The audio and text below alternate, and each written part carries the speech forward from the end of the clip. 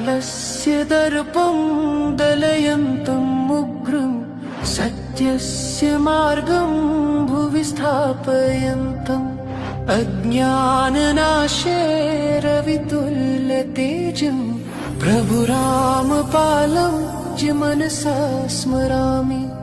हे कबीर करुणावतार सतगुरु बन पधारे परमेश्वर। विश्वस्य उद्धारं युगप्रवर्तकं ब्रह्माण्डमध्ये जय घोषनादम् कबीर तत्त्वं प्रकटीकरोन्तम् प्रभु रामपालं च मनसा स्मरामि। हे कबीर करुणावतार सतगुरु बन पधारे परमेश्वर।